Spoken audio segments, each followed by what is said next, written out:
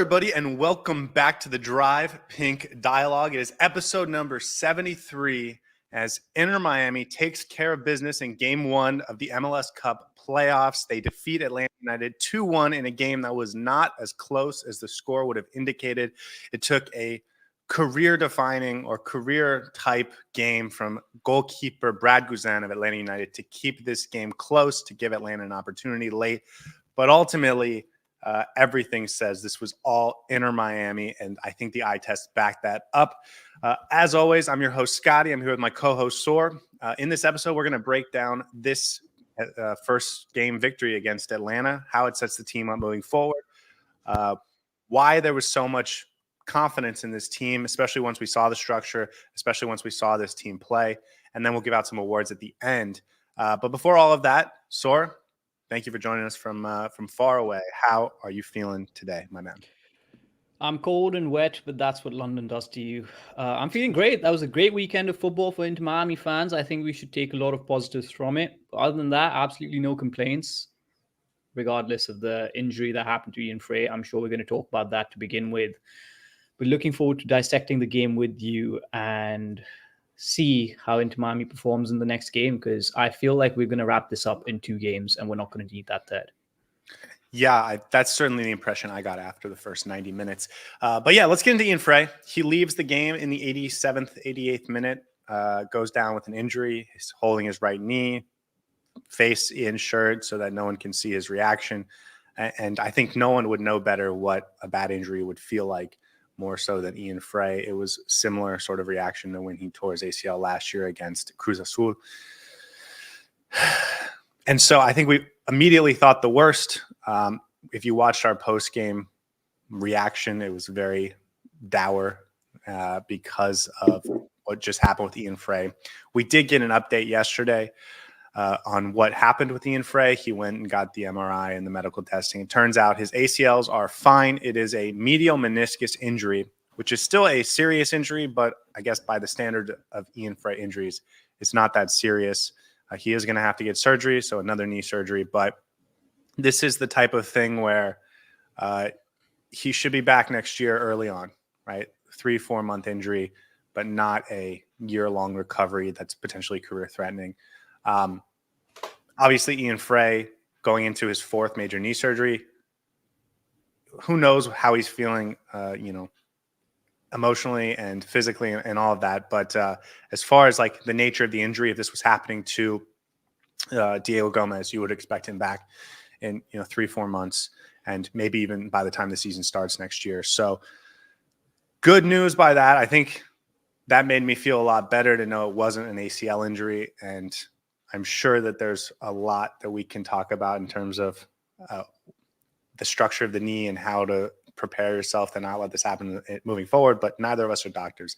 Neither of us are sports medicine experts. So we'll leave that to the experts. But for now, I just, your reaction to hearing that it's the meniscus and it's not quite as bad as an ACL tear. Yeah, I mean, there's good news and bad news. A massive, massive relief coming from the fact that it's not an ACL tear. And hopefully, despite the fact that it is an MCL, which is still a major injury, hopefully he comes back. Meniscus. It's a meniscus. A meniscus injury. So hopefully he comes back quicker. I don't know what the impact on the knee is going to be for him. Psychologically, it's going to be another recovery for him that's going to take some coming back from. But there are positives to take away from this. I think when we first saw it, as you mentioned, we all feared the worst, and it did look very, very bad. So I'm glad that it's not what we expected it to be. We are going to miss him throughout the playoffs because he would have been a definite impact player for us off the bench. And you and I have already expressed in the past how much we love him as a player. But come back stronger, come back better, and I trust him fully to be back to his best once he's recovered. So speedy recovery to Ian Fray. Well, and beyond that, everyone has said he's just an incredible person and a part of the community. And whenever you see him interact with fans, it's just all smiles. And so beyond just the player, devastating from a personal perspective. I'm just checking right now. If you give me 1 second, he does have a club option for 2025. So the club will pick that up. For a second, I thought he might be out of contract this year. And so, you'd wonder how this would affect his contract situation. But he is under contract, or there's an option for another year. So I imagine Miami will just pick that up, and he'll be back next year, assuming, that's what he wants to do. You feel like there's been so much mental toughness that's gone on to being able to be at this point in his career that you would expect him to take that on again, and we would see him again. But of course, that's probably a decision for him and his family moving forward. I think we should expect to see him again early next year, is how it sounds. Yeah, but I feel like there are going to be question marks about his ability to continue to perform at this level, given how many injuries he's been through. But that's the conversation for another time. So I don't want to get into it at this point in time. But there are going to be some conversations about whether Ian Fray fits into the long-term future of this club and where his future lies as well. And we'll see where that takes us. Yeah, I will say another team in Miami, the Dolphins, has had a similar sort of concern with Tua, the starting quarterback, but he's having concussions, and you actually do worry about the long-term health of a player. He's starting today for the Dolphins. So after 4 or 5 weeks off, this is not that type of scenario. If Ian Fray wants to come back, like, his body will get into a point where he can come back and play if he wants to. What does it mean long-term? Like, that's not even for us to talk about, but this is not the same as like a concussion issue. And so it could be much worse. But that's the Ian Fray update. And I think that makes me feel much better about talking about this game and what happened and how we've played so well, because it doesn't have this looming Ian Fray ACL tear on top of it. But I don't know about you. Yeah, apologies to anyone who watched that post-game reaction. I think everyone, us including the fans, was just very, very disheartened by what we saw towards the end of that game. And that sort of seeped into our conversation as well. We just weren't able to get excited about Inter Miami winning. But now that we know exactly what kind of injury Ian Fray has, we can be a little bit relieved about it. Keep it in mind, but still, we can now talk about the game, because let's be honest, Inter Miami were absolutely brilliant for, I'll say, 85 minutes out of 90. Very, very good. Yes, the day before. Yes. Well, let's get into it, because basically from kickoff, Inter Miami had the lead. Just 90 seconds in, Jordi Alba from that left side dumps it forward to Diego Gomez, who has sort of a peanut tap over to Luis Suárez. The tap very light, but it takes the defender completely out of the play, and it gives Luis Suárez a tremendous opportunity 90 seconds in, and he buries it, which was probably not foretelling for how the rest of the game would go. Inter Miami comes out hot. They come out focused. They come out ready to go, and they convert on a goal 90 seconds in. And, me and you, jubilation from the get-go. Yeah, I think it played out differently from what we expected, because we discussed in our pre-game show that Atlanta is going to try and come out hot, at least for the first 15 minutes, and try and put pressure into Miami to get a goal early and then sit back and make sure they don't concede. It just felt like Inter Miami was another plane in this particular game, especially at the start. We looked sharp. We were keeping the ball really well. The word that we used previously was protect the ball, and that's exactly what we were doing. Our passing looked crisp. It was spot on, exactly taking the opportunity to make line-breaking passes when it was available to us. It didn't seem like everyone was, playing a different sort of a game. Everyone seemed to be on the same page, and it just fell into place really well and really quickly. And that goal was well constructed. Big thanks to Gomez for the way he's started that game, because he helped us recover that ball initially, popped it off into Jordi Alba, who seemed to have been at the heart of everything good that Inter Miami has been doing in the last couple of games, and especially in that last game. Popped that ball off to Gomez again, who I thought should have left it for Suárez initially as well. But it felt like if Gomez hadn't taken that touch, the defender might have got to it first. So Suárez getting into the path of the ball, shot with the outside of his boot. Brad Guzan, I believe, got a hand to every single shot that was on the frame of his goal, within the frame of his goal, except that Suárez, and even that Suárez shot he got a hand on, except that Jordi Alba shot that was in the second half that led to a goal. So you're absolutely right. We would have, the way we started, I thought we were going to score at least 4 or 5 this game, but certain things happened that prevented us from doing that. Overall, very good start, very well constructed first goal. So Do you want me to go over every great opportunity we had and spend the next 30 minutes talking about them? Or should we just sort of generalize? Because it did feel like for much of the first half and really much of the game, it was Inter Miami creating opportunities.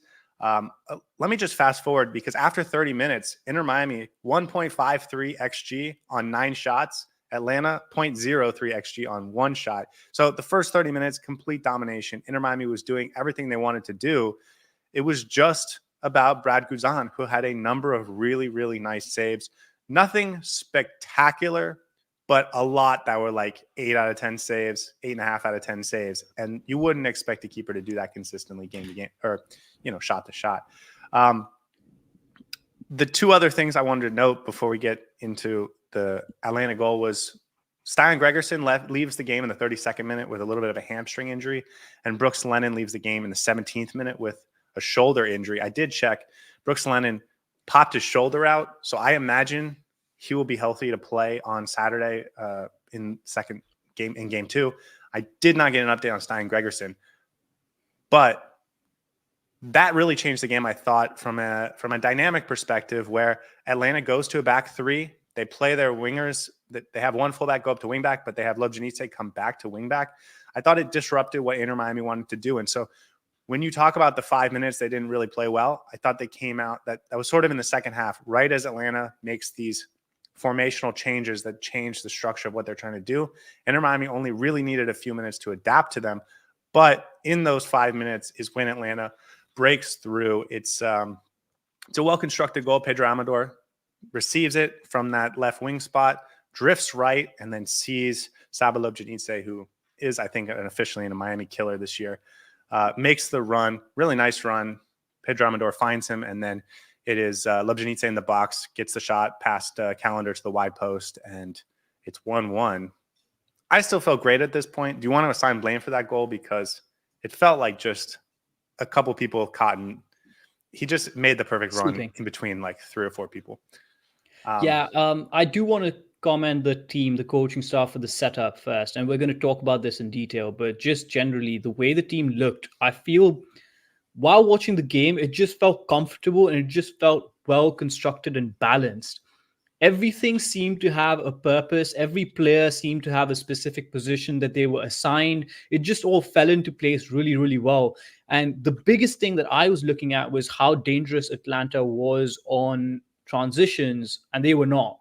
There was absolutely nothing happening in transitions. Everything was being shut down quickly. Even when Atlanta got into the final third a little bit and had a little bit of space to run into, our defenders were smart enough to tackle at the right spots. The positioning was in place. David Martinez had a really lovely moment in the first half where Lobjanitse ran at him. I believe it was Lobjanitse, but one Atlanta player ran at him. I felt like they were going to catch us out on the break there and on transition there, because David Martinez in the previous game against New England got caught out a couple of times like that. And this time around, he stood his ground, had a beautiful tackle, won the ball back, and then just back into the groove. So it felt like at all points, Inter Miami was in control. And for me, that's rarely the case with this Inter Miami team throughout the course of the regular season, at least. We've not been in full control of a game the way that we were the day before against Atlanta. And that was very, very heartening to see, because I feel like we're finally coming into our own. When the personnel is there, it's just going to all fall into place. With regards to that goal that Atlanta scored, I would probably blame Aviles for it. He sort of fell asleep. Maybe him. I believe it was him and Sergio Busquets who were covering that space in between that Lobjanitse made the run through. So maybe there was a little bit of miscommunication, but it was just a really lovely through ball from Pedro Amador, and Lobjanitse does what he does best against Inter Miami, and that's find the back of the net. Really a shame for Drake Calendar that he couldn't keep a clean sheet, because that felt like one of the only opportunities, or very rare on-goal opportunities that Atlanta had, that was actually very, very dangerous and threatening. Yeah, it did feel like a miscommunication. Sort of Diego Gomez sees the run. He's not responsible for occupying that space, but the runner is in front of him. And so he should be the guy communicating probably to Busquets, you have to pick up this runner. But again, it's hard to, I think, assign too much blame to that. It was just a really nice run. and they weren't prepared for it based on how they were zoned up in that moment. But that was really it for Atlanta. They go into halftime. It is 1-1, but it feels like Inter Miami is dominating this game. It doesn't feel like you need to make any changes. It doesn't feel like Inter Miami should panic at all. They're creating tons of opportunities. It was just a number of nice saves from Atlanta that kept them in the game. And then really just the one dangerous moment. There was another moment by Tiare late in stoppage time in the first half where he got past Toto Aviles, but he puts it wide. It never really felt that dangerous, especially for a striker like Tiare, who's not particularly prolific. But then Atlanta has to make the big changes at halftime.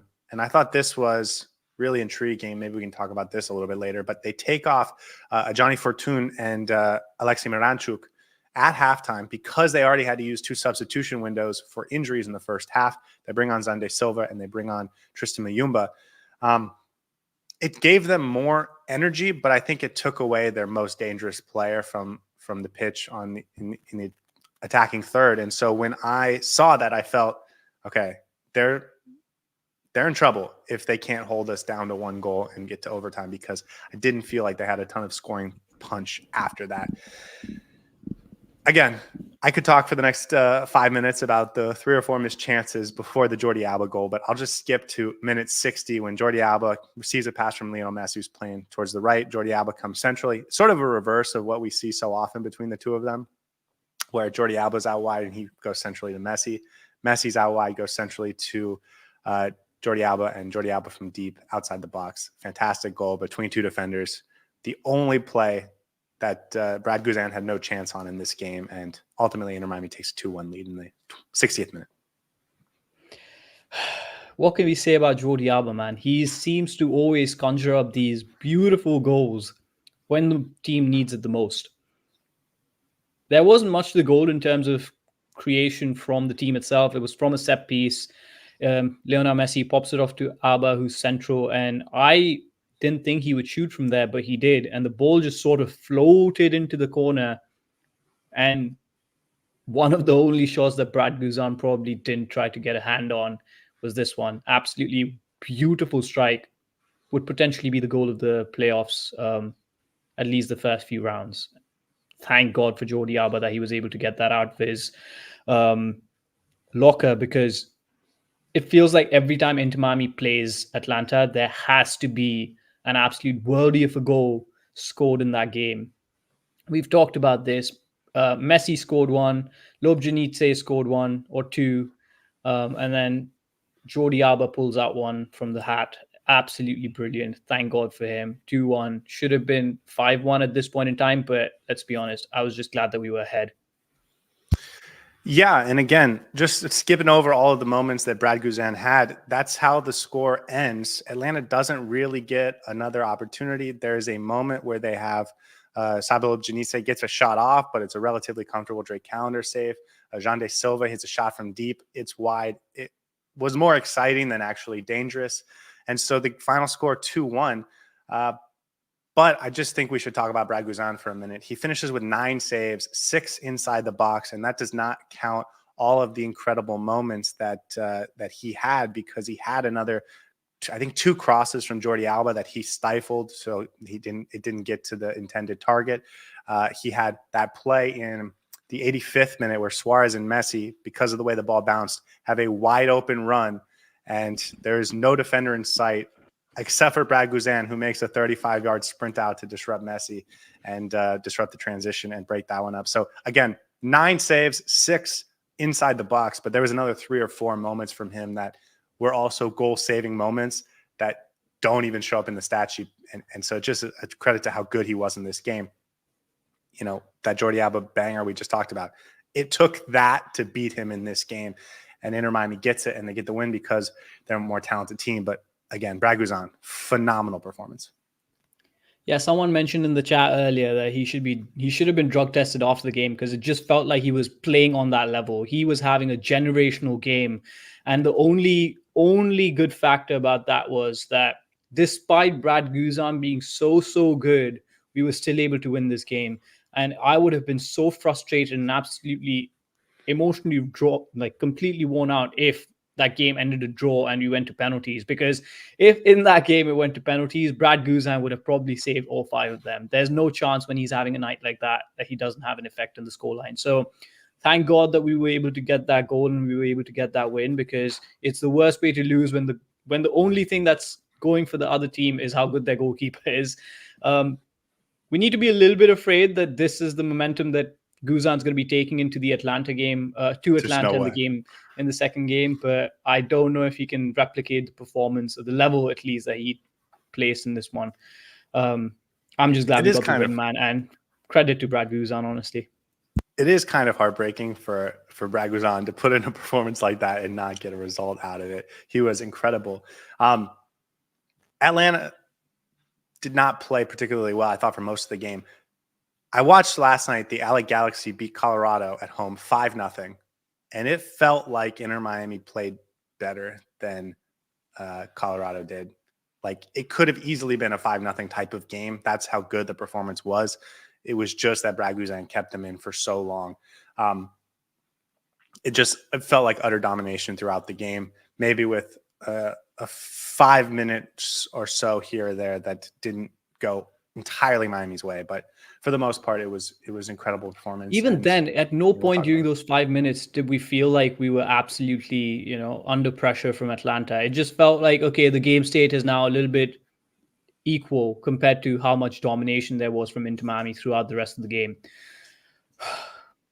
Yeah, I, again, just want to tip my hat off to Brad Guzan. He's 40 years old and putting in performances like that. You already mentioned, but that run that he made out to stop Lionel Messi from actually turning him around and then scoring on a free open goal was enough to show that, okay, he's having an absolute wild night tonight and he's going to save everything that short at his goal. I don't think we see that again. I agree with you. And hopefully against Atlanta, we can, in the second game, make the most of what the opportunities come our way. That LA Galaxy versus Colorado game was a bit of a scarer for me. And I feel like we need to perform at this level to put that marker down that, yes, we are the favorites in the East and the West. The other thing I think that really helped Inter Miami in this game was the forced substitutions from Atlanta.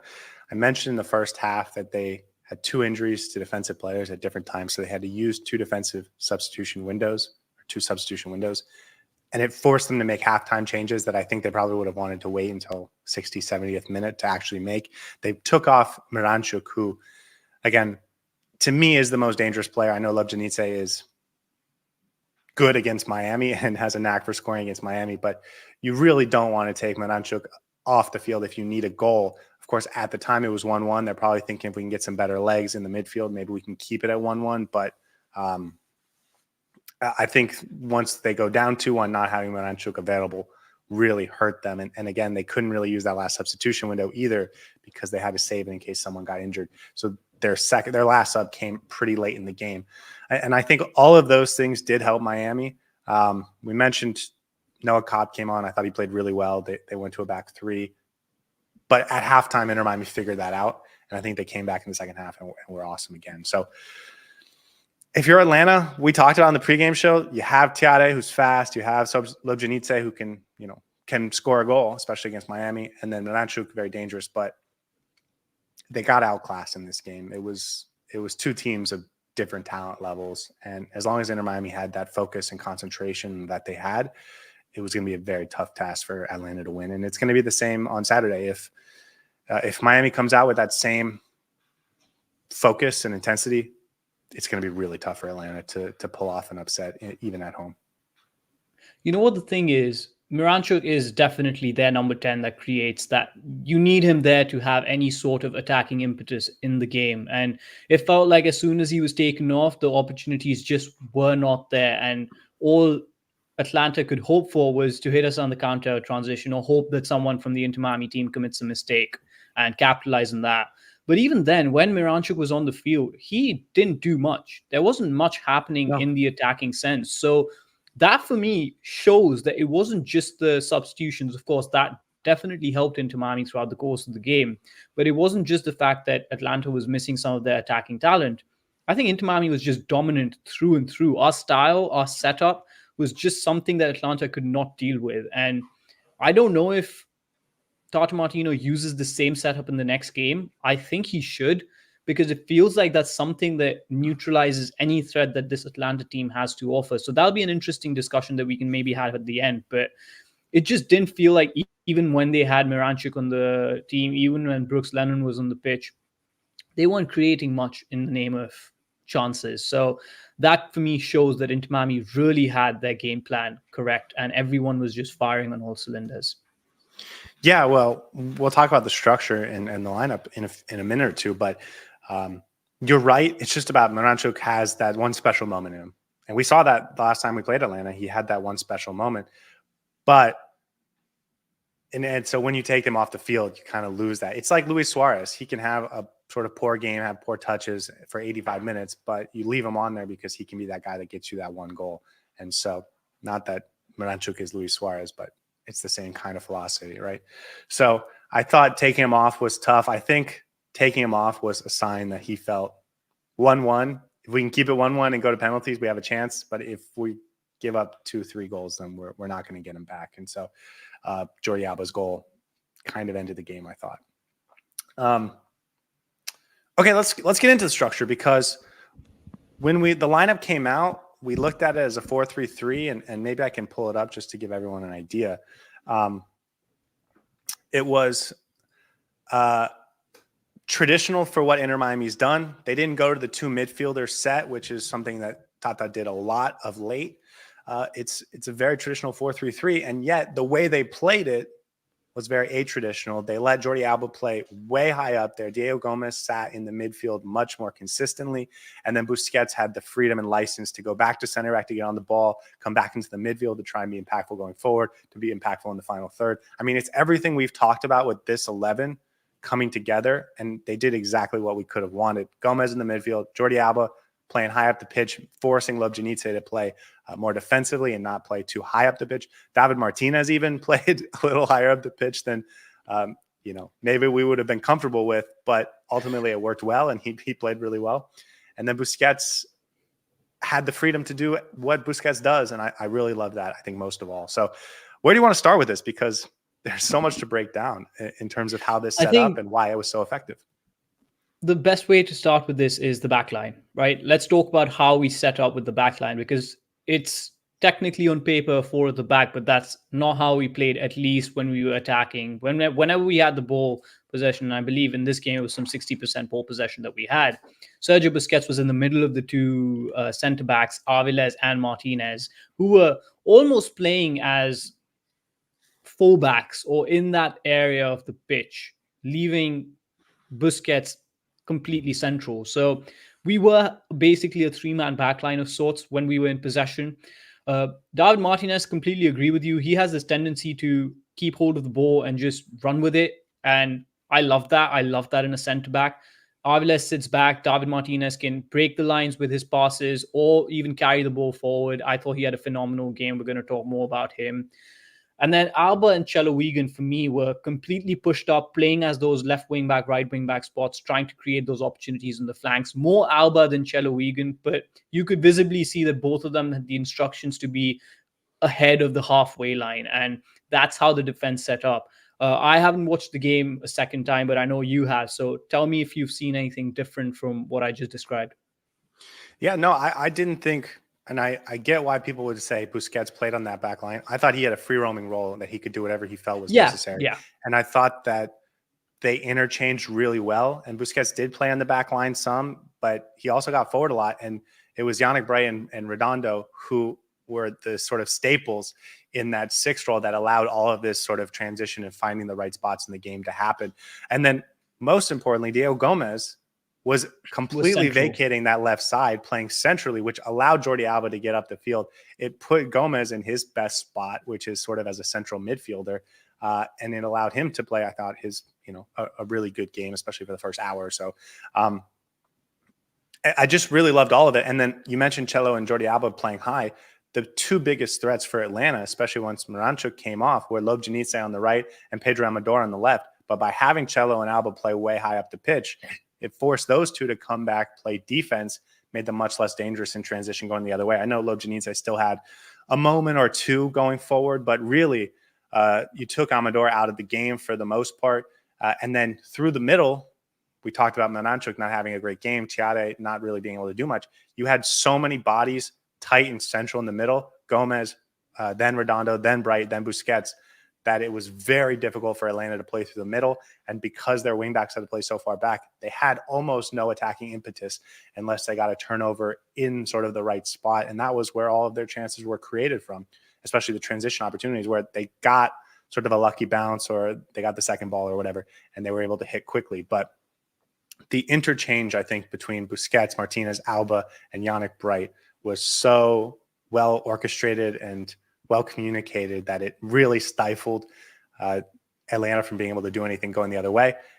And at the same time gave you Jordi Alba high up the pitch and Diego Gomez in the center part of the pitch. So I loved it. I thought it was phenomenal. I thought it was exactly how you beat this team, by taking away the center part of the pitch so that they can't hit you in transition, which is exactly what Atlanta wanted to do. All the meanwhile, not asking Messi or Suárez to play a role in that and just allowing them to be high up the pitch and create opportunities, which they did time and time again. Yeah, and I think at some point it just felt like Redondo, Bright, and Gomez were the midfield three, with Messi and Suarez up top as the two. And then Sergio Busquets basically doing what Sergio Busquets does best. And yes, I completely agree with you when I say he was in the back. He was a centre back who was asked not to defend, but asked to do whatever he wants to do. And I think that suits Sergio Busquets the most. There's something to be said about how we've evolved as a back. Let's call it a back three for now, but how we've evolved in this setup. And sometimes we have not seen the setup work as efficiently as we did yesterday. And I believe the biggest reason for that was having the two center-back pairing of David Martinez and Toto Avilés. Both of them are very good at covering the ground and figuring out their positioning. We know Avilés is very good at sweeping up when needs to be done. He was good in covering that extra space that was left in behind Chelo Wigan. And then David Martinez has been phenomenal in making sure that nothing comes down Jordi Alba's side. And I feel like it's helped Jordi Alba's game even more so, because the last two games that Martinez has played, Alba has had a much more significant impact in that final third of the pitch. So for me, that two-man partnership of David Martinez and Toto Avilés is working really, really well. And we needed that ilk of centre-back, performance for them to actually unlock this formation and play the way that we are playing right now. Yeah, I think it goes to Noah Allen too, where you have speedier guys, right? When you had Christoph, he doesn't have the pace. Even Busquets doesn't have the pace. And even earlier in the season, Nico Fray, who's more of a physical in the box defender, they didn't quite have the pace that just automatically covered for Jordi Alba. And so Jordi Alba had to sort of adjust his game to that, especially based on the formation. Now, I will say Atlanta was attacking with sort of Lobjanice, who wasn't playing as like a high winger. Pacey. We will see that at some point in this playoffs, I'm sure, but and that will change things. But just the way it all worked out, I thought worked perfectly for Miami. Despite the fact that Atlanta played exactly the style they wanted to play, it just wasn't going to come off for them. Do you think we play this same style if and when we go up against a team that has more pacey forwards? Or do you think the style is more suited to a team like Atlanta, who's potentially going to sit back and try and catch us in the transition with not as much pace ahead of them? No, it's entirely matchup dependent. I think this is exactly what we should see Saturday against Atlanta, because they're going to want to do the same thing. Because this is their best chance to beat Miami, is to have Brad Guzan play well and the defense play solid, and then try and hit with one or two goals going the other way and hope you can hold Miami back. But in the next round, we're going to play either Orlando City or Charlotte. If we play Charlotte, very similar. I know they have a little bit more from the wide angles with Vargas and Pep Biel, and Abada, but they're going to want to play Ajimang through the middle. They're going to want to hit on transition. They're going to want to be solid defensively. And this, to me, feels like the most sound way to prevent transitions, because you can win the midfield with just overwhelming bodies and talent, right? This is the opposite of playing two midfielders. It's sort of having four midfielders, because Gomez is central, and same thing with Busquets. So I thought this is how you want to play defensively. This is how you hold possession, and especially with the personnel that's a little bit more defensive minded, I thought it played really well, which is something we didn't even really talk about so far. And we mentioned the pregame show, but it worked well. I want to commend Federico Redondo and Yannick Bright, because they were actually playing really well in terms of keeping possession, and their passing was very crisp, solid, simple, wasn't complicated at all. But I thought they did a really good job. So their partnership has sometimes been a little bit iffy, and I think it's more Redondo in that partnership that we've always complained about. But yesterday it worked out really, really well. And I thought the midfield was exactly the place that this game was going to be decided, and that's how it happened. Even though the attack did not come from the midfield, if we had lost that midfield against Atlanta in that first game, it would have been a lot more difficult for us to contain Atlanta's attacking impetus. Let me ask you about the midfield because, let's take Diego Gomez out of it and just have the midfield three of Busquets, Redondo, and Bright. It is your three most defensive-minded midfielders. And I'm interested in getting your thoughts on this because all of a sudden we're in the playoffs. You don't want to give up a goal that can cost you your season. Be more sound defensively, be more structured defensively, have defensive-minded midfielders that are less prone to turnovers, that are less prone to poor touches, and that are going to pick up their runners when they need to, right? I'm curious that Tata went with that because for so many of our big games this year, he hasn't done that. He's either gone two midfielders or, some other combination that had more of an attacking presence, Matthias Rojas, Julian Gressel.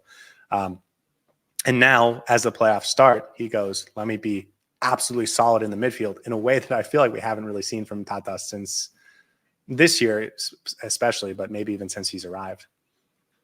I don't want to jinx it, man, because I feel like every time we start to get comfortable with Tata's tactics, he changes things up and just completely catches us off guard. But that's exactly how I would have set up my team against Atlanta in that first game. Exactly how I would have planned it out. I've told you this time and time again when we played the CONCACAF Champions Cup, when we played the Leagues Cup. Tournaments are won by defenses, not by offenses. You have to have a strong defense, a strong midfield, a solid structure to be able to win 1-0, 2-1. Those small, minute gap wins that you can get out in tournaments are the ones that are going to win you the cup. And we're past the regular season. It's no longer about 3 points, a draw, or losing. It's all about winning or losing. You're knocked out if you don't win. And for that not to happen, you have to have a solid defensive structure. And for me, this is the way to go. I, in fact, would actually put Gomez in the middle with Yannick Bright and Sergio Busquets and Robert Taylor up top, because I think that adds even more dynamism to the front line, but defensive stability to the middle of the pitch. I know that's not going to happen, but I'm happy that Tata Martino's at least recognized having a defensive structure in the middle of the park.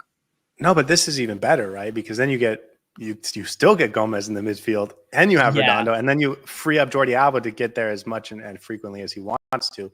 I'm curious, sort of, as I'm thinking about this, what this game would have looked like if Brooks Lennon doesn't leave the game, because it allows Lobjanidze to play higher up the pitch. And also Brooks Lennon is a threat going the other way. Yep. But, and which is, again, something we might see on Saturday, because I don't imagine that Brooks Lennon injury is going to keep him out. I think there'd be more space for Inter Miami. Potentially. But you would need your midfielders to pick up that left side a little bit more. Yep. But yeah, I think centrally it's just phenomenal, man. I love to see it. And again, we haven't seen that from Tata in the big games, in the Leagues Cup, in the CONCACAF Champions Cup. So even though we've had tournament play before, we haven't seen that from Tata. And I want to give him credit, even if you're afraid to, because you mentioned that's what you would have done. I think this is better than what I would have done going into that game. And so, you know what it is, right? He's been logging onto YouTube and watching the Drive Ping dialogue. That's all. That's the only explanation to this. Otherwise, he would never have come to this conclusion. The other thing I want to talk about was just the concentration and focus of this team, right? We know the playoffs are a different animal, but you see all the time in sports, teams come out and they have the big moment and they aren't ready for it. And it felt like in this game, 11 players started, 11 players were ready for the moment. It was crisp. The concentration levels were high. The focus levels were high. The determination was high. The intensity was high. Like, it was everything you could want from your first playoff game in terms of how the players responded to the pressure, how they responded to the moment. It wasn't too big for them. They felt comfortable, but not too comfortable. They understood they had to sort of elevate their game. And I thought across the board, everyone did that and played really well. We mentioned it in the post game, 8 out of 10s for everyone. And so I wanted to give them credit, because it only takes sort of a poor concentration game from Aviles or from Redondo or Bright or anyone to really cost you. And it felt like everyone was on point. And so, again, to the team, to the captains, to the leaders, to the coaches, I wanted to give them all credit for just being locked in. The preparation was exactly on point. And I don't know if this happens to you when you first watch a game, but it happens to me for sure. As soon as I switch on the game, the first 2, 3 minutes, 4 minutes, tell me exactly how the game is going to go, because you can sense whether your team is in it, whether they're playing well, whether they've actually got that little bit of spark and energy and that sharpness that is needed to win a game. And I could tell from the get-go that this team was absolutely plugged in, locked in, knew their responsibilities. I think that was the biggest difference, because oftentimes Inter Miami has struggled to begin games well, and they're often led to play catch up towards the end with Lionel Messi taking over, Luis Suárez getting a couple of goals to bring us back, and then we can finally get onto the opposition. But it felt like from minute one, we knew exactly what we wanted to do against this Atlanta team, and everyone seemed on the right page. Everyone was doing their job perfectly. Well, not entirely perfectly, but perfect enough for us to dominate this game through and through. And I felt like this was one of the most complete performances that Inter Miami has in a long time, because you didn't sense that we were leaky at any points or just giving away the ball randomly. I wasn't frustrated. It looked really, really good in front of me. And you talked about the eye test. I felt like we passed the eye test with flying colors. Yeah, and it's specifically the concentration, right? You don't take bad touches. You're not forgetting a player that's running past you. You're not finding yourself in the wrong position. We talked about David Martinez had a few moments like that in the prior game against New England, where he was just caught in the wrong spot. And listen, he missed a month, so it's kind of understandable. But he locked it in. Everyone was just locked in. And so if that's the type of concentration and focus we're going to get from this team moving forward throughout the playoffs, I feel really, really good about our chances, because from a talent perspective, this is the best team, right? Yep.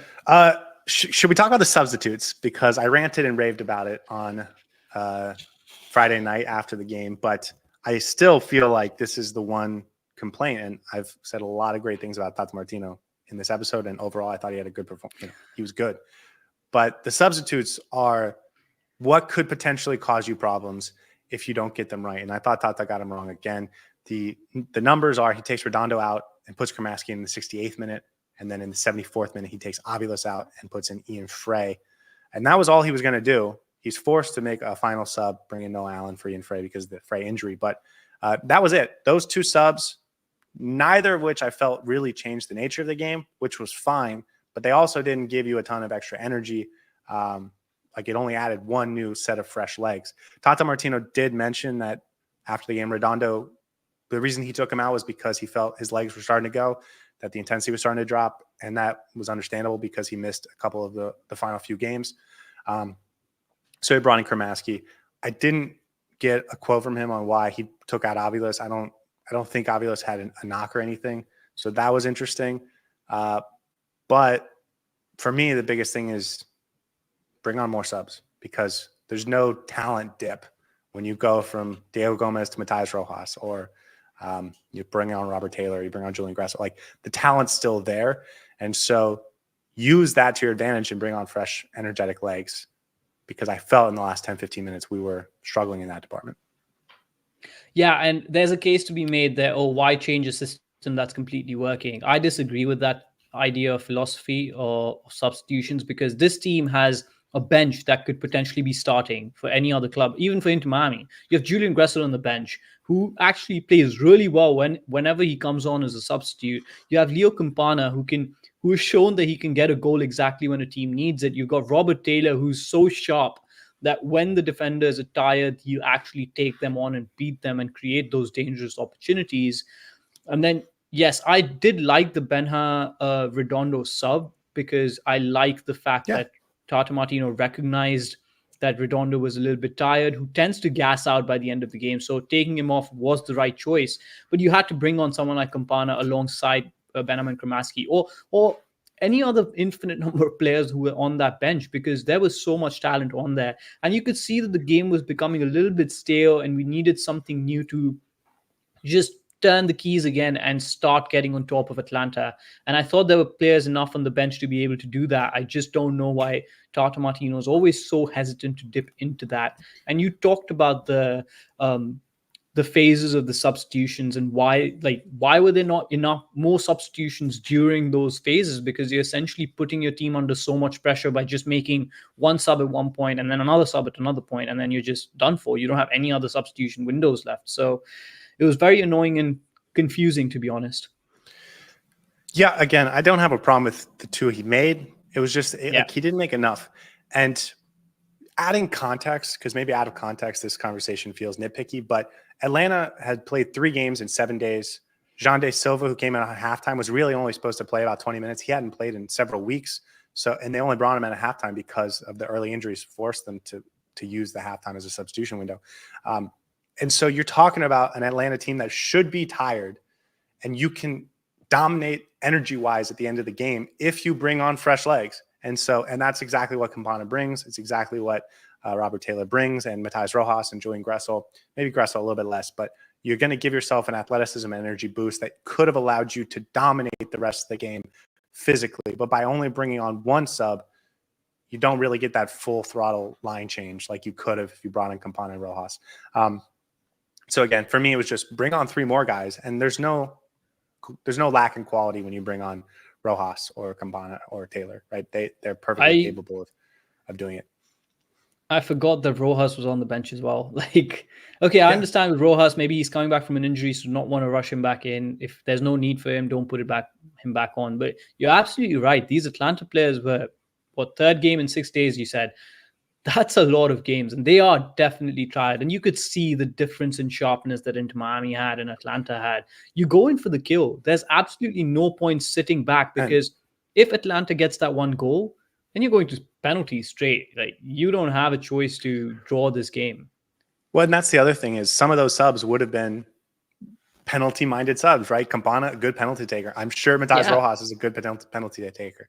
So I was just a little confused by that. It felt like the context of the game said, go for the kill and end it here. And in the last 10, 15 minutes of the game, maybe from the 75th to the 85th minute, it felt like Atlanta was the more energized team. And that should not have been the case. And I think that comes down to Tata not really doing a full line change. And then, the Fray thing, I don't know if something was going on with Avalos. If it was, I guess it makes sense. But bring on Campana at the same time, bring on Rojas at the same time, and give yourself like a full reset in terms of your energy levels. But that's my only complaint about this team, man, because really it was a great performance. Everyone played well, including Brad Guzan, and that's the only reason it wasn't 5-6-1. But I don't have anything else to complain about. I really liked what I saw in this game. It gives me a lot of confidence about what this team's capable of in both game 2, but also moving forward. I feel like, Charlotte and Orlando City will play tonight, so we'll get our first glimpse of who we might play in the next round. But I'm not afraid of them anymore if we're going to play like that.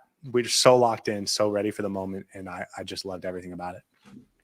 Yeah, it just felt like the team was the most ready it has been in a very, very long time. And that's exactly what I wanted to see. Playoff soccer is different. It's completely different. Everyone was on top of their game, and it just seemed like the team was playing like a team. I couldn't point one player on the pitch that I was like, oh, he's not doing well enough. I thought everyone was contributing and playing really, really well. I will say after this discussion, what I've learned the most is that despite how good this team plays, there will always be a reason to criticize Tata Martino.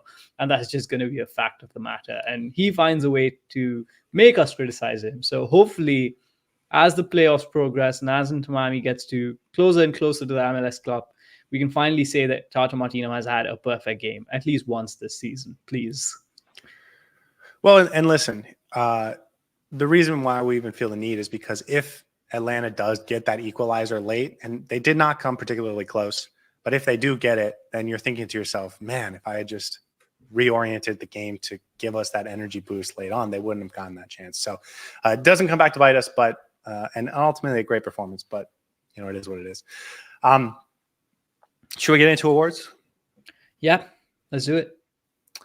Okay, on this show, we give out 6 awards: an Inter Miami Man of the Match, a Heron that flew north, and 2 individual awards each. And because I'm a gentleman, I will let you go first. So tell me, Saur, who is the man of the match? You're definitely not a gentleman because you always make me give the predictions first, and it's my turn to go for man of the match anyway, so that's why I get it. I am going to go for the one, the only, Mr. Jordi Alba, who got an award last time, and now this time it's been upgraded to a man of the match. Absolute screamer that got us out of a bit of a muddle because the game was drawn, and if Jordi Alba did not have that finish, it would have been going to penalties, maybe even the worst with Atlanta scoring on us. So Jordi Alba had the game-winning goal, had a hand in the first goal as well with the pre-assist, was just everywhere when it comes to attacking for this team in the final third, and had a phenomenal performance overall. I'm absolutely loving what I'm seeing from Alba this time, like in the recent games, because feels like he is one of those players we all know is amazing. He's phenomenal, and he just seems to have completely elevated his game. So for me, it's Alba. Yeah, and we talked about it. And Miami could have had 5 or 6 goals in this game if they did. 2 or 3 assists for Alba too. Great performance. He was bombing down that left side. It was exactly what Inter Miami needed. It connected everything. It allowed Diego Gomez to play more centrally, which shored up the midfield. So even structurally, I thought it really worked for Inter Miami. And then, yeah, banger of a goal, the game winner, what turns out to be the game winner. And again, he could have had like 2 or 3 assists to go on this if Brad Guzan wasn't having the game of his life. So phenomenal performance from Jordi Alba. And I will say, I think David Martinez being there has really helped Jordi Alba's game. So hopefully this can continue because I'm really enjoying that partnership. I'm loving what I'm seeing there. All right. Would you want to give us the Heron That Flew North award? And I think I have an idea of who it's going to be. And I would urge you to contemplate and reconsider your decision. But this is your award. So please go ahead and tell us. So the Heron That Flew North is our award for the player doing the wrong thing. It was, Florida herons, they don't fly north for the winter. They don't fly anywhere for the winter. So if you catch them flying north, you catch them doing the wrong thing. And just to break it out of the way, I'm giving it to Lionel Messi because you can't be that good and not score because he was so good. Like, I don't think a player can be better and not score. He had like 9 shots. Brad Guzan needed like 5 miracle saves to keep him off the score sheet. And this award is honestly given in jest because I thought everyone played really well. I don't think anyone was worth picking on this award. And I know Messi has the broad shoulders to be able to take it. He was so good, dude. You can't play that good and not score without like an amazing performance from the goalkeeper. And so I give this award in jest because he was really, really good in this game. I thought he was maybe even the best he's been, or not the best, but the second or third best performance he's had since he came back. He was really on it in terms of dribbling past players. He was creating great opportunities. He was even playing some defense. Like he was also locked in, and it was awesome.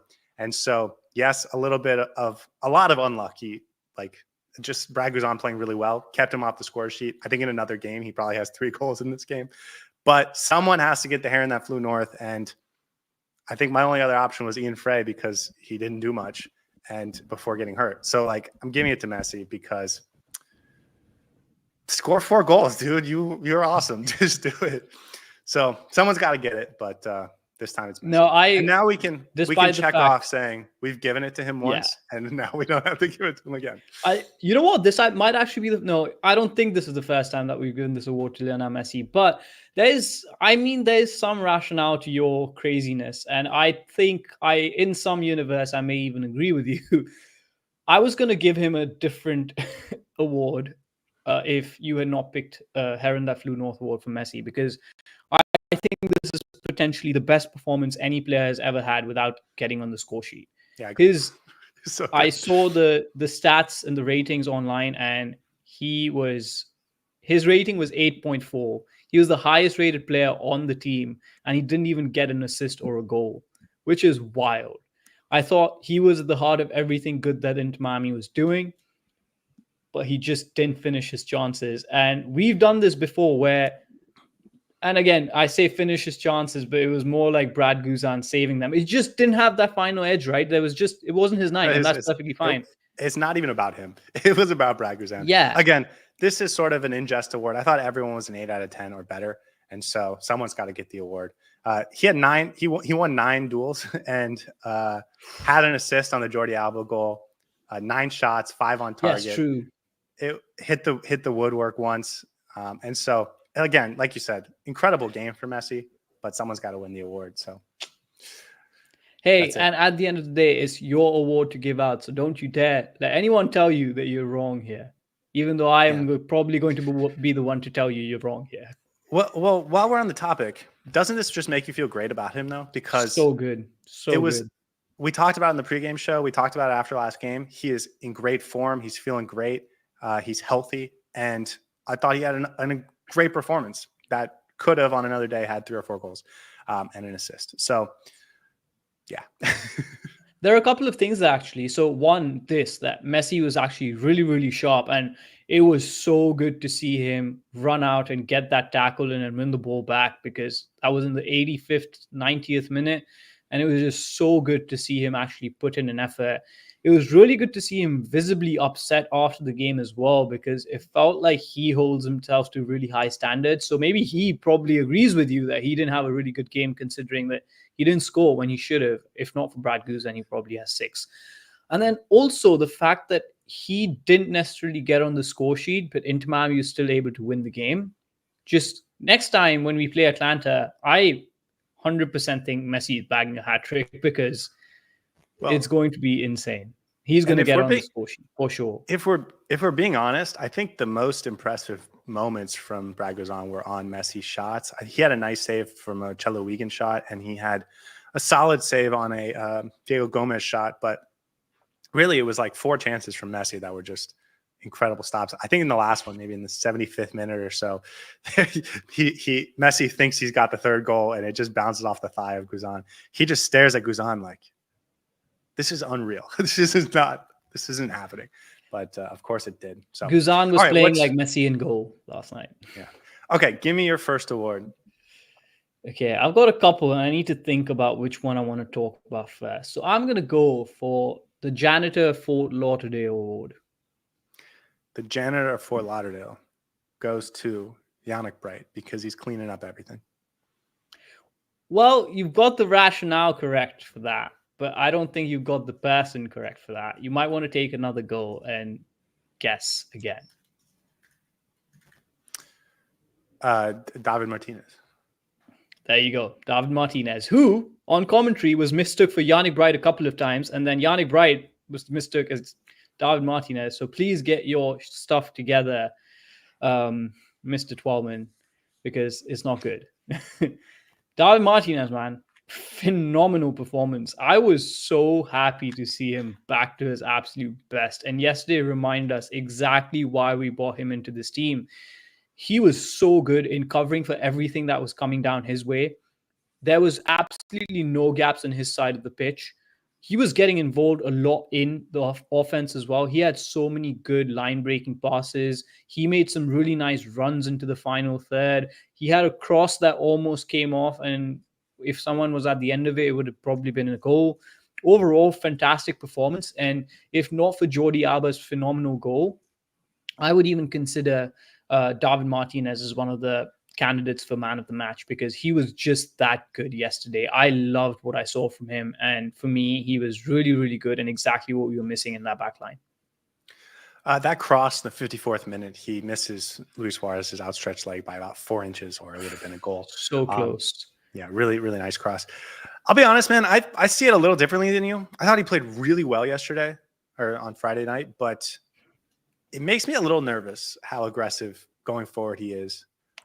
And it's like, it's cool and it's fun, but it's also like playoff soccer. And he did not get beat. You're right. He had a sort of a one-on-one situation with Lob Janitze early in the game that he just, poked it out and was fine. It was very calm and casual. Yeah. So he played well. And when you play well defensively, you get the freedom and creative license to go forward, as long as we're confident going back. But when you have Jordi Alba, who's that high up of a player, and you want him going forward, it makes me a little nervous about David Martinez.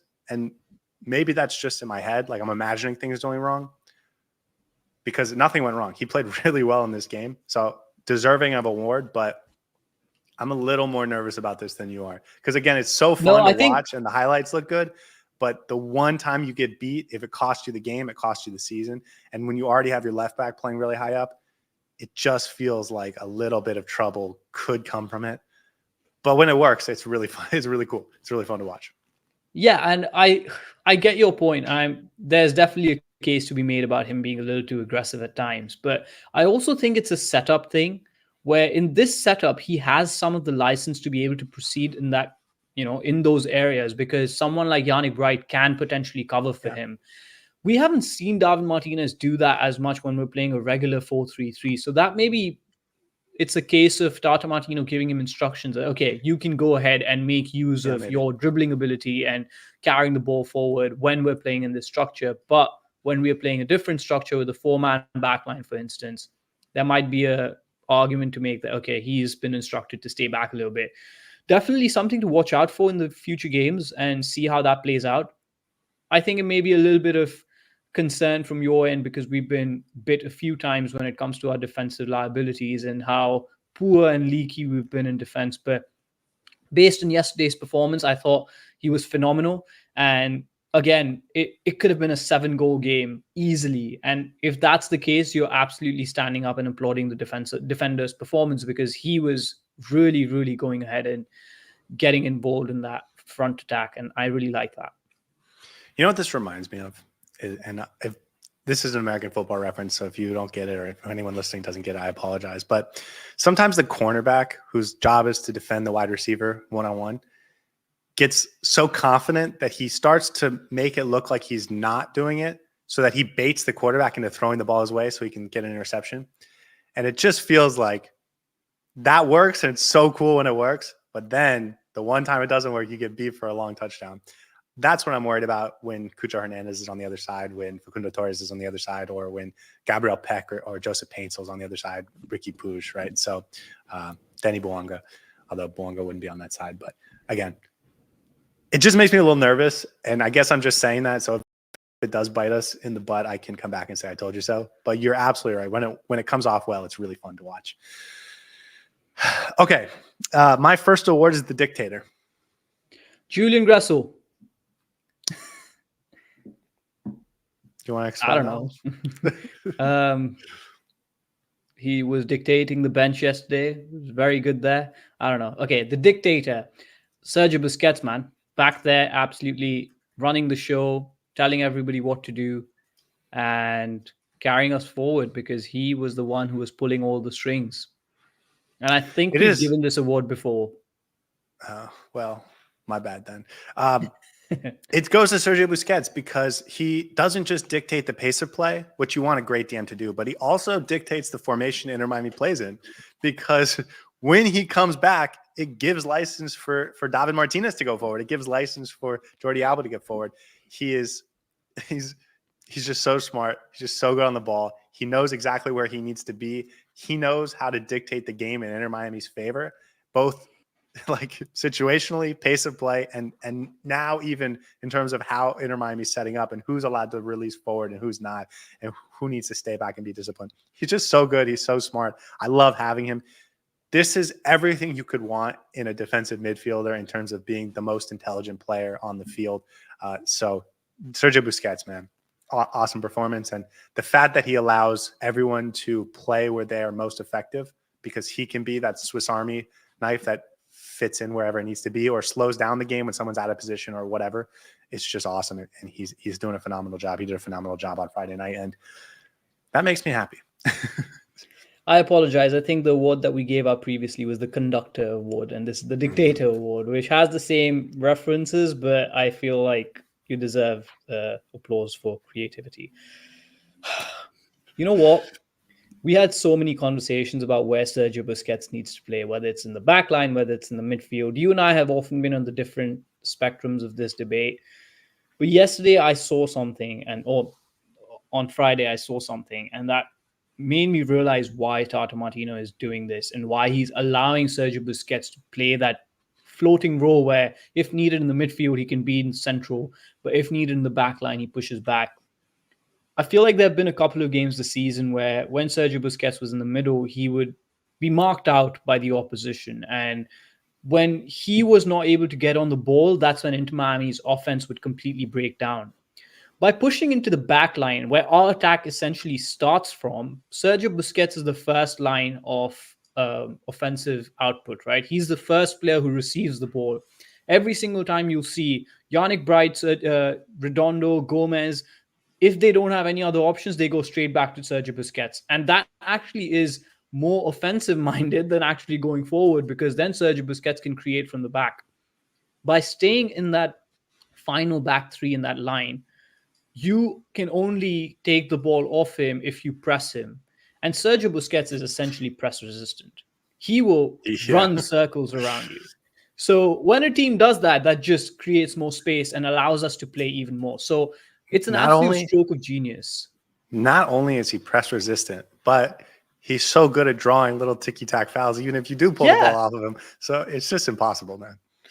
Exactly. Yeah. So him being in that back line just takes away anything the opposition can do to prevent us from creating those chances, because I think Sergio Busquets is the most important player, at least in terms of how we create. And he has to be on the ball for us to even score a goal. And I also think that him playing center back for as many games as he did this season gives Tata Martino the confidence, and gives Busquets the confidence, and gives his teammates the confidence to say he can handle himself back there. So if he goes there to find the ball, he can also stay there and be that last line of defense. So Busquets, I mean, what are we talking about here? He's a phenomenal player, but just when you watch it game to game, it's just phenomenal. Yeah, and Miami King makes a good point here that the first game with Galaxy, Busquets got marked out by Ricky Puig, and that's why he had a hard time in that game. And I think this is the solution to it. If he is getting marked out, just fall into the back line. I will say I think there's a little missing from that, because part of the reason we were in so much trouble was because early on in the season is because we were also asking Busquets to be the defensive, the killer of transition opportunities. And once you put Yannick Bright on the field, he's no longer responsible for that. And so you take away that sort of responsibility and you let him just be your dictator going forward. And then you're free up to him to do what he needs to do best. This team is really coming into place, man. I really love it. It makes me really excited. But anyways, talk to me about your second award. This award is the Flip of the Coin Award. The Flip of the Coin Award goes to Cello Wiegand, because sometimes he's good and sometimes he shoots the ball 17 yards over the net.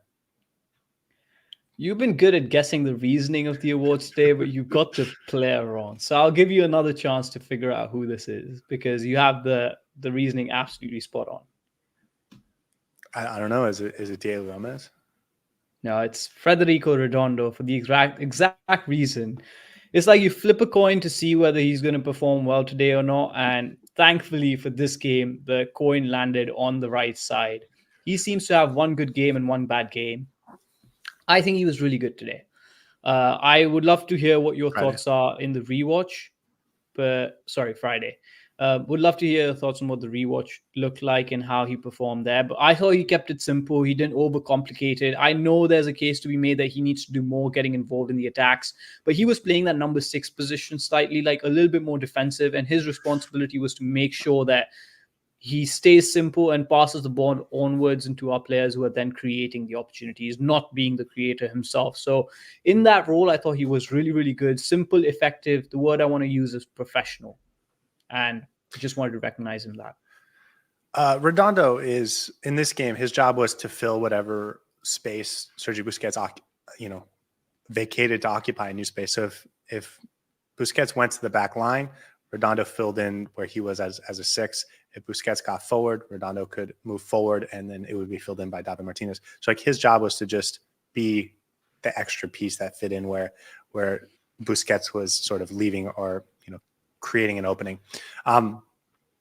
Good performance. I think my concern with Redondo has always been his ability to be sound with his positioning on defense.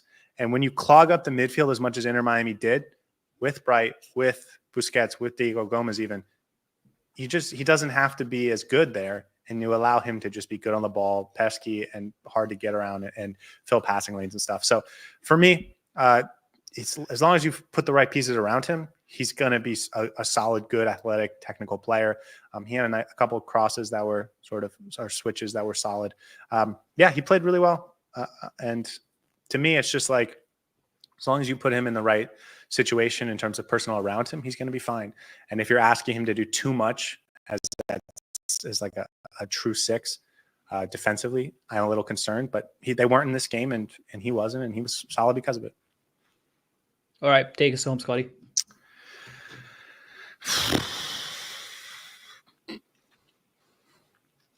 Can I give 2 honorable mention awards? Sure. Okay. I was thinking about giving the Lego block to Dale Gomez because he fits in a lot of different places, but it fits just right when he's in the midfield.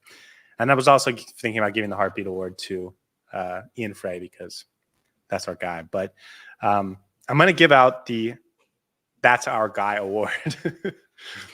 I didn't even do that on purpose. I know exactly who this is because unlike you, I always guess your awards, and this is going to Yannick Bright because you're he's so just bad at guessing my awards, and you're wrong.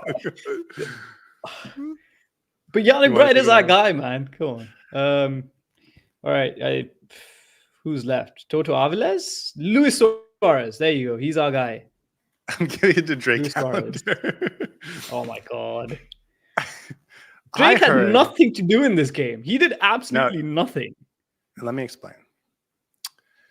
I heard someone last week talk about how the team doesn't trust Drake Calendar with the ball, that next year we should go with Oscar Ustadi. I saw a lot of comments, just put in the Argentine. Like, all of this is so silly. This team, if you watch the game, they're very comfortable going to Drake Calendar if they need to. Like, we understand he's not world-class with his feet, but there is no lack of confidence from the team in Drake Calendar. He did have an important save that I think got sort of forgotten in the context of the game on Lobjanitse late. And he came out for a nice corner that was, again, this sort of him being more dominant in his own box that we've talked about over the last couple months. And you're right, he didn't have a ton to do, but the team has confidence in this guy. He came out. He was also an 8 out of 10 in terms of focus, always in the right spot, And so for me, I wanted to just talk about Drake Calendar for a minute because too many people are giving up on this guy when the team is certainly not giving up. The team loves this guy. So, yeah, I feel like the conversations around Drake Calendar can be a little bit forced at times. He's a brilliant player. Yes, he has his fallacies. He's not perfect by any means, but if he's in goal, I'm fine. I'm comfortable. I don't have any issues. He can make a few errors here and there, but it's not bad by any means. And he's a good shot stopper, exactly what a goalkeeper is supposed to do. And I don't get why this conversation about the team not trusting him. He's the captain at the end of the day when Lionel Messi is not there. So he's been given that opportunity because he's a leader in that dressing room. And I think he has levels to his game that he can get to. And yes, I agree with Miami King. Drake is good enough for us. And I think he can unlock a certain level to him that maybe we're not giving him credit for. He has displayed his aggressiveness recently, his ability to come out from his goal line and actually claim the ball, protect his box. He's been doing that really, really well. And sometimes errors can happen when you're trying to change your game a little bit. But yesterday, on Friday, he didn't have much to do as such. So, I feel like that's the best position to be in as a goalkeeper. But I completely agree with you. I think the conversation around Drake Calendar is a little bit forced. I also think that he has this sort of upside in terms of his ability to have Hollywood level saves and to do the things that Brad Guzan was doing last Friday night. And we haven't seen that over the last couple games because he hasn't been asked to do that or hasn't been forced to do that. And because the team is just really good, they don't need him to do that. But he still has that in his locker. And so he pulls one of those out and all of a sudden everyone feels great about Drake Calendar again. Cello Wiegand, I feel like we should talk about for a minute because with Ian Fray out, he's incredibly important and he's the guy, right? We mentioned when he first came here that he might be the most talented right back we've ever had at Inter Miami. And the bar was DeAndre Yedlin, and he's better on the ball. He's probably better in the final third than than DeAndre Yedlin. He's probably more stable of a player. And then there was a long period of the season where we were like, no, play Ian Fray over him, because Ian Fray is like an X factor at the right back position. But now that Ian Fray's out of the picture for the rest of the season, I'm once again back to Cello is solid. He's good. He's everything we need. And there's no one else. He has to be out there for 90 minutes every game. And so I wanted to have that conversation, maybe not just about this performance, but about his role on the team, because now there's no one behind him.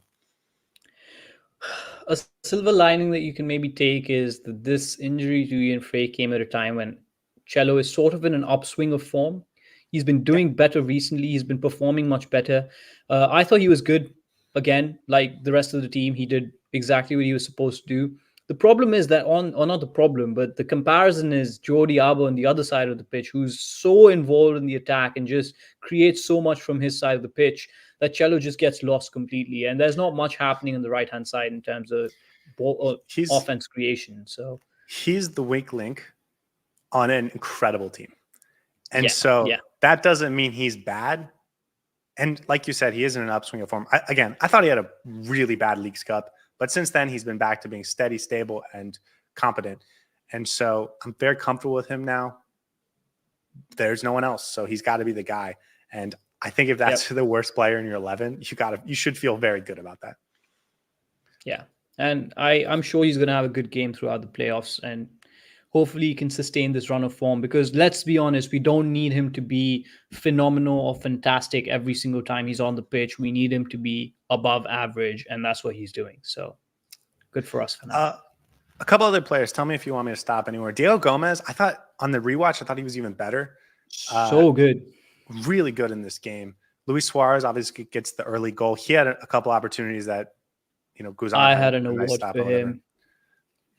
I had the tattoo the name on the score sheet award, because he's just inevitable, right? You just have to have him on the score sheet at this point in time. He always gets on, and then chills for the rest of the game, because it feels like once he scored a couple of goals, he's just around. But I thought he's been really good in getting involved in a lot of our attacks recently as well. Had some really good passes into Lionel Messi, who wasn't able to convert because of course, the goalkeeper. But overall, I thought Luis Suárez was fine. He was really good with that goal as well. Well taken.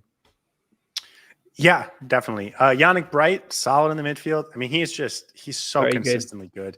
He either is good or really, really good. Really good. It's just so nice to have in the midfield.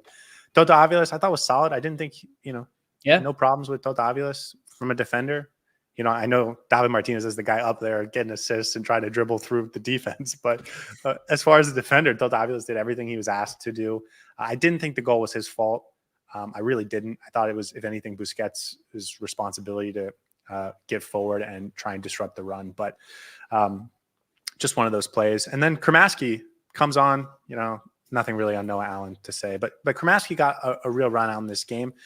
I thought he was better on the second watch too. I thought he was fine. I thought he had some nice dribbles. I thought he brought the energy. I just wish we had like 2 or 3 more subs come on at a similar time so that you could really feel the energy change.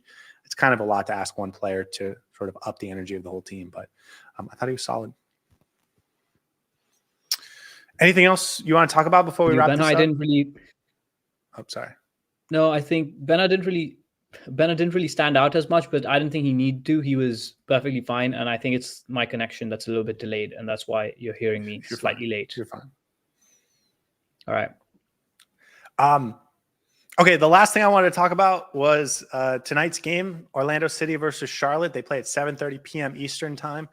We did this episode a little bit early, but if you're interested in watching who Miami's second round opponent could be, assuming Miami gets through Atlanta, the first game of that series is tonight, 7:30 p.m. Eastern time. So check it out, getting a scouting report. We haven't played Orlando City in quite some time, so they're a much different team than they were the last time we played them. So check it out.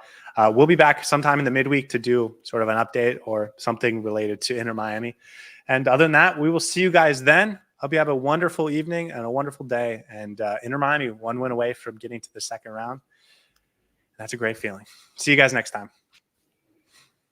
Hey everybody, thanks for tuning in. Do us a favor and hit that like and subscribe button. Since our first viewer, sharing this with you all has been the very best part.